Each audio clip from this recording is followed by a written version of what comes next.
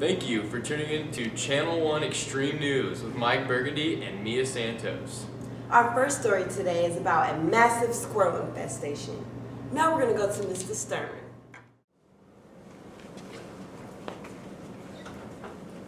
Thank you for the introduction, Mike and Mia. There seems to be an infestation of squirrels from around the country converging in the Yellowstone region right here. Wait a minute. It seems we are getting breaking news about a possible eruption at Mount Rainier. So let's go to our specialist on volcanoes, Joseph Weber. Joe? Thank you, Mia and Mike. I have just received news from geologists that have been studying the volcano for a couple months now because they were worried that there might be an eruption soon due to seismic activity. They have been checking the gas content and coming out of the volcano. They have just released a statement saying that the volcano may erupt in 2 days. Thank you, Joe. I thought Mount Rainier was a dormant volcano. How could it erupt? That is not correct, Mia. Mount Rainier is actually an active volcano. Granted, Rainier's last eruption was back between 1820 and 1854, but it is still considered active if the last eruption was 20,000 years or less. So, what are we to expect from the eruption of Mount Rainier? Geologists are not expecting a big blow-up, but just in case there is, here's what you and anyone else should know about volcanoes. Oh, found it. I got it here. Okay. Most people would think that lava flows is what kills most people. That is not 100% correct. There are other factors that can hurt anything and kill you if you're not safe.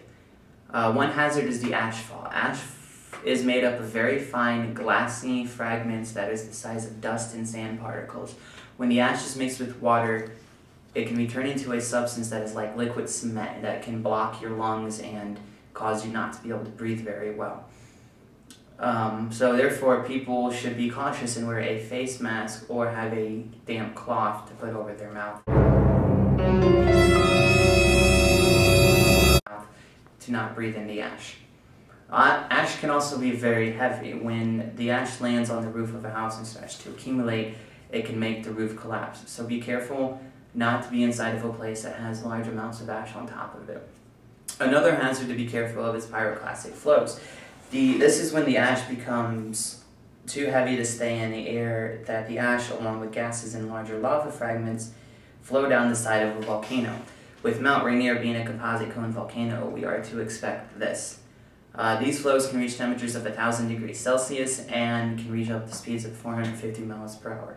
So needless to say, do not get in the way of a pyroclastic flow. They are known to travel 100 kilometers or 60 miles from their source.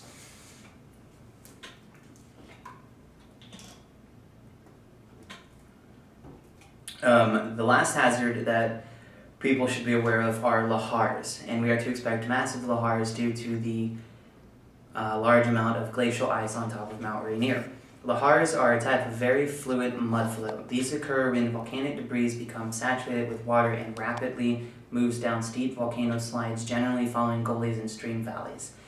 Lahars are extremely destructive and will destroy anything in its path. Lahars are also capable of carving their own paths. Lahars are capable of reaching speeds of 60 miles per hour and can travel up to 300 kilometers or 90 miles away from their source. Because most of the houses in the valley surrounding Mount Rainier are built on top of lahar deposits from previous eruptions, the lahars that are produced by this eruption may travel the same path.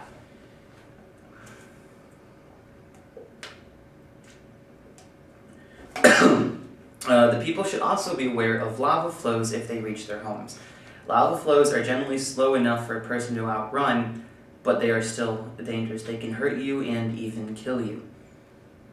But if you have enough warning, you'll be able to escape a lava flow.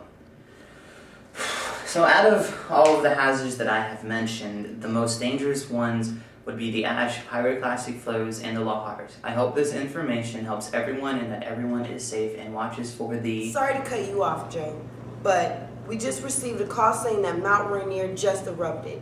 We have one of our field reporters at the base of the volcano right now. How's it going out there, Rob? This is Rob Preston for Channel 1 Extreme News. We're at the base of Mount Rainier, which has just exploded in a huge mushroom cloud of ash and vapor. I don't think I need to remind any of you to take Joe's advice to cover your nose and mouth with some type of dust cloth, possibly a wet rag. There doesn't seem to have been any... Oh my God, Rob! No! It is unfortunate that we have just lost Rob and Chris in such a fatal accident. We send our condolences to both of their families. Joe, what happened to them? Oh my God, oh wow, those are called bombs. I'm such an idiot for not mentioning them. Bombs are pyroclastic material. They are ejected from the volcano during the initial eruption and are just incandescent lava. Usually they just fall near the vent, but as we just saw, they are known to also be ejected many miles away from the vents. And Chris must have died from boiling to death. It is pretty well known that around the volcano, when it erupts, that the water vapor is scalding hot and can boil your flesh off. Thanks, Joe. We just received another word from a field reporter on site of the eruption. Now, over to you, Scott. I'm here in the middle of town square where it's pouring down acid rain and the sky is covered in ash.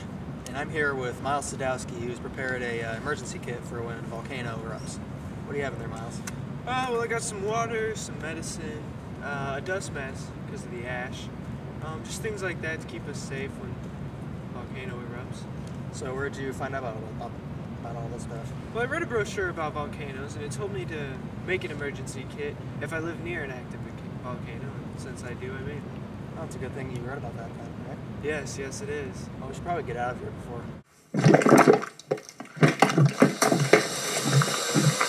Oh God! Ah! Oh crap. Because the 8th reporter this week. Our condolences and stuff. Well, at least our studio is not located near Mount Rainier. We're safe and sound here in the beautiful, gorgeous Yellowstone National Park.